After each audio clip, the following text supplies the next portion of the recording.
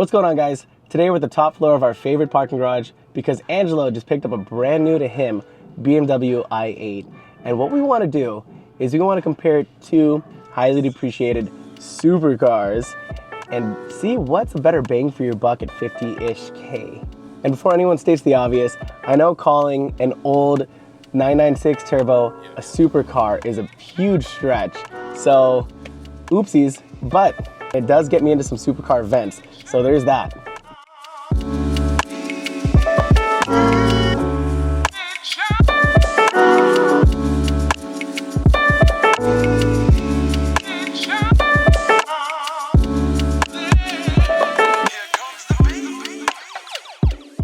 Yo, there he is.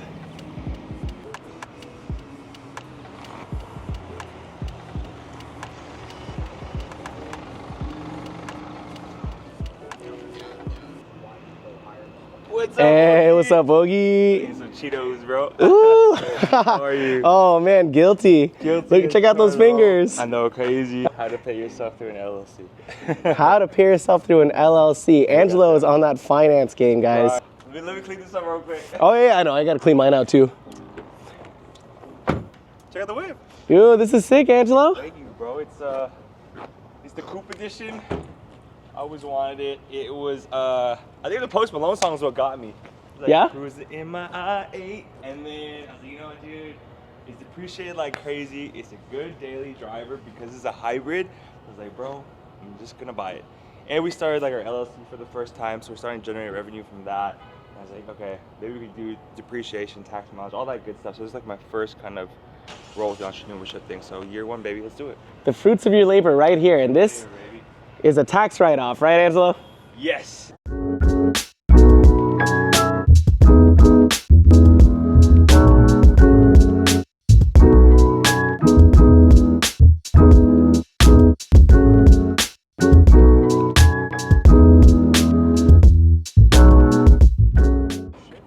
All right, Angelo's gonna give us a lesson on how to get in this car. Oh yeah. So for this car, it's kind of crazy. You low-key gotta stay in shape. You let yourself go, you can't get in. It's kind of like, it sucks. But push the door up like this, and then sit down here. You gotta slide in. Once you slide in, put your legs around, and boom, you in the whip. Wait, that was actually really smooth. Yeah, try it out, bro. Okay, wait, yeah. Here, let me watch you get out, and I'll try to do the like reverse getting in. Okay, cool. So you get out, same thing as you slide your legs around, step out, and you good. The cool thing is it's all carbon fiber. So when you step out, you're like, all right, we got the carbon fiber. The car feels extremely light, so it doesn't hurt when you kind of like get out of the car. Wow, that is actually crazy. I forgot this is an entire like carbon fiber tub. Yeah, carbon fiber tub. Ooh, that's wild. And there's a door above my head, y'all.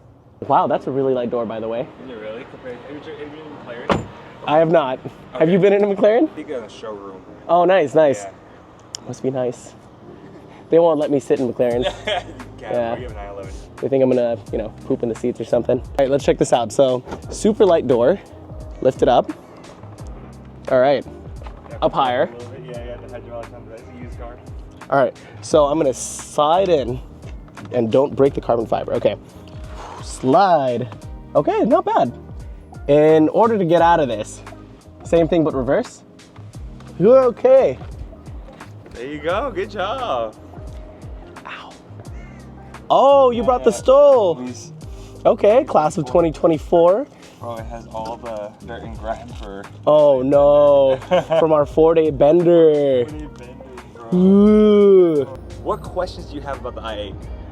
Honestly, bro, so comparing that to this, what year is this? So this is a 2015 BMW i8. The first BMW i8 came around 2014. And to be 100% honest with you guys, I was really inspired by the Post Malone song, Cruising in My i8. And that's why I got this car. Also, I always wanted a supercar, but I was not down to just buy a McLaren, to buy a Lambo. I know it's a couple hundred, it's like 100 grand, 120 grand for a 570S. Was not down for that. This was about $50,000 for a BMW i8, depreciated from about 142 to about 50,000, which is crazy. So this thing dropped about $100,000, like 90K in the last 10 years? Yeah, almost like $100,000 after tax. So A lot of times you have the upgrades, the options. I've seen some going for like 150 if you do the full kind of interior upgrade. So about $100,000 in the past 9 to 10 years, which is crazy. That's wild. Do you feel like this is the bottom of the depreciation curve? I think so. So a lot of the 2014s I've been seeing around 47 or so, 47,000. This is about 50. So I think it's definitely hit that depreciation curve. So after a year, I'm hoping to sell it for the same price or just lose a little bit. Everybody knows you on this channel as the electric guy, right? So you've gone through a bunch of Model 3s, a couple of Model S's. You know, you have driven the entire Tesla fleet at this point, minus what, a Tesla, the Roadster? Yeah, right? It has the Roadster. Yeah, so how does this feel? Because this is front electric, rear gas, and I think when the front, like you run out of juice, it kicks in the rears? About 15 or 20 miles for the battery. Or once that's done, then you start kicking in the gas. So actually, the car is a hybrid car. So I'll get around 330 or so miles whenever I fill up the car. And then for me, a full tank was costing me about 35 to 40 bucks, which is pretty good. I'm putting premium gas in here because it's a BMW. With the Tesla, I have a Tesla Model S long range. Range is about 375, what it says on the Tesla like EPA, but reality, you're only getting around 330 miles of range. And to fill that up, I spend about $25 or so to fill that up, sometimes 30. Fill up? To fill up, yeah, to charge the car. I love that. About $10 less. However, the one thing you'll realize about Teslas is that Tesla has amazing software where you have full self-driving, you have autopilot, and that's kind of like the reason you buy a Tesla. The hardware isn't the best, but when you come to BMW, it's like a real car, you get to feel the drive, and you don't have full self-driving, so it's kind of weird for me to get used to driving again, but I'm starting to kind of enjoy it again, but definitely I do miss the full self-driving and the autopilot. I feel like on your drive here, Angelo, sitting in all this traffic, yeah, man. right? You definitely miss that full self-driving, huh? Oh yeah, driving from Sacramento to San Mateo is about a 2-hour drive. You actually really have to focus on the road, focus on driving. You do that with Tesla too, but you do get driver's fatigue. So I'm kind of tired now that I drove so much, but I can't complain, you know. We got our first supercar, so I'm just very blessed and thankful. Thank you, so Angelo. much. Do you mind if I sit in it? Yeah, heck yeah. All right, let's try this out, y'all. All right, so Angelo showed me how to get in this thing earlier, and basically, I'm gonna sit on this thing and then do a little pivot, like a rotation in. Boom. My legs, one in, fall in, and we're good. Okay. What are your thoughts? What do you like? How are your thoughts jumping in the car? I know the Porsche 911, beautiful car, but this car is a little weird where you do have to kind of put the doors up and float in. What are your thoughts so far? Honestly, Angelo, that alone gives me the supercar experience. I feel like the door being up and me having to, like, you know, burden myself sitting on this thing and rotating in is all part of it. Yeah. Yeah, like I feel like it's part of the fun. You don't get this experience in a normal shaped car, right? Yeah, you only kind of get this in like the McLaren, some Maseratis, and some Lambos, right? The butterfly doors or the Yep. It's called, yeah. Yep. Normal door gang right here. But yo, check out this i8 though. This is kind of nice. Honestly, I could get used to this. There's a lot of space. This is leather solid. Seats are actually really comfy for a supercar. And it feels like a normal BMW interface in here. Let me show you what I'm talking about. So check this out. This feels really BMW. So if you're like bought into the brand, I feel like you're really gonna be comfortable sitting in this thing. Like it's got like the, what is this? I'm sure this is like the whole iDrive thing with the knob. The shifter looks like something out of what, like your modern-ish like M cars, push to start. And this, I bet, has like a ton of creature comforts too. All right, we're gonna hop back into my poor people car with normal doors. Oh, what a bummer. Luckily, I don't have to do anything crazy to get into this thing. I just sit in it like a normal car, which is kind of nice sometimes. Maybe after leg day, you know, just hop in instead of having to fall in. That sounds actually like a huge, huge plus. And maybe as I get older, this car is more me because, you know, my back hurts, my legs hurt, my knees hurt, everything hurts. So if you're old and everything hurts, get one of these. Let's take a look. So we just saw Angelo's interior. Let's take a quick peek at this early 2001 996 Turbo's interior. So everything's still pretty analog. It's a 6-speed, fun. I have 109,000 miles on this thing now compared to Angelo's like 20 something K. You definitely feel the road in this thing. So give or take, if that's your thing, you know, you are very connected to the road, but you know, like Angelo was saying, it's a lot of driver fatigue. So, you know, if driving a modern like BMW is fatigue, like these things, they have a lot of sound. You feel the road, you feel every little bump, especially when you start getting into suspension work, wheel work. You know, you will feel more and more as you drive. So there's that to consider. On top of that, both of these cars have 2 rear seats. You can fit a minion back there, and that's about it. I mainly use it for stuff like hoodies, maybe a backpack if you need to, like after work and you got to run, you can't pop the frunk or whatever. Just toss it in the back.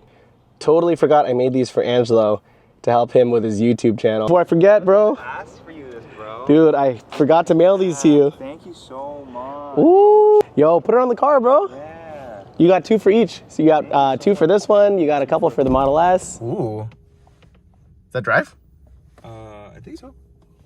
Yeah, there you go. Whoa. Let's take it for a spin, not hit the curb. It is so quiet. What? It's silent, right? So What? you'll notice all the engine noise is fake. This is all fake engine noise, Angelo? Yeah, it's the speaker in the back. What? Yeah, it's wild. So you like go on the freeway and they're like, oh, this is hella fast. And you're like, oh, it's actually the speaker.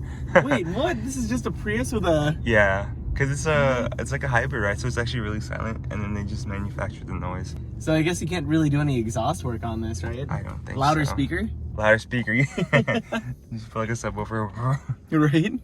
Bro, will it let you do something dumb? Yeah. Little doors open? There. Oh, shit. Yeah. All right. I've seen this on YouTube, bro. Oh, dude, this is saucy. All right. Saucy. Yo, what? Uh, Oh, this is dope. Okay. You know, I hope the owner of this car never sees this video. They're like, what? What are they doing to my Hold car? on, my whip. I'm never touring this again. Touch the flex. How? Ooh. How do you get out of this? Yeah, this is for somebody like, you know, 6'1", like you. I wish. Yeah, yeah. Thank God I'm 6'3". Yeah, right. Thank God we're only 6'4".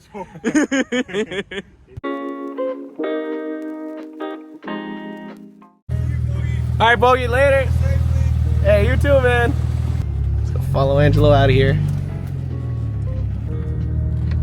This thing still looks so cool at night.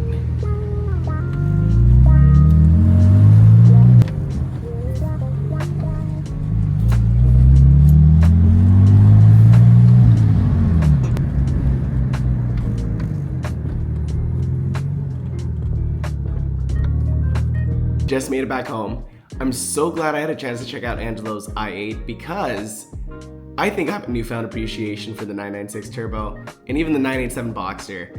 I feel like these new supercars, like, they have a great look to them. They're really, like, you know, creature comfort focused, but they're missing that raw, authentic feeling of driving. So I'm a huge fan of that, and I don't think I could ever give that up. I would love to hear you guys' thoughts on which car you think is a better bang for your buck at 50K. Do you appreciate creature comforts, or do you want to feel everything, good and bad, right? And pick up an older car.